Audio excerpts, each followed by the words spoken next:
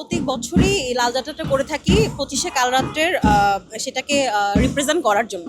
সেইটাই উপলক্ষেই আজকের এই লাল যাত্রাটা আমাদের।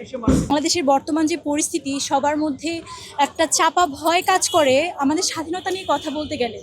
ইনশাল্লাহ আমি বাংলাদেশি, আমার পরিচয় এবং যে যুদ্ধের মধ্য দিয়ে আমাদের এই অর্জন, সেটা আমি কখনোই আসলে ভুলে যাব না বা হারিয়ে যেতে দেব না। আমরা তো জানি 25শে মার্চ আমাদের মানে একটা কালো রাত্রি আমাদের জন্য খুবই মানে স্মরণীয় একটা দিন হয়ে আছে।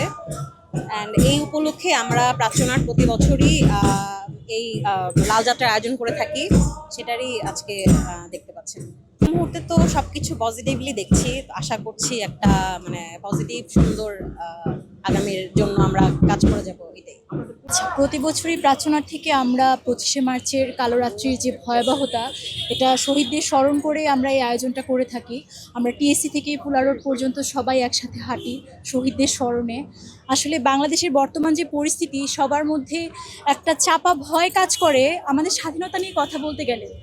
আসলে গত 2 বছর আমি পার্সোনালি আসতে পারিনি, বাট এবছর আসতে পেরে খুব ভালো লাগছে এজন্য যে সবাই বলছে চেতনা, বাট আমি মনে করি এটা আমার সৃষ্টির উৎস। আমি বাংলাদেশি, আমার পরিচয়, এবং এই যে একটা রক্তক্ষয়ী যুদ্ধের মধ্য দিয়ে আমাদের আবর্তন এই দেশে, আমি মনে করি এটা শ্রদ্ধার সাথে সকলেরই স্মরণ করা উচিত এবং নিজের রুটটা আসলে যেন আমরা কেউই ভুলে না যাই।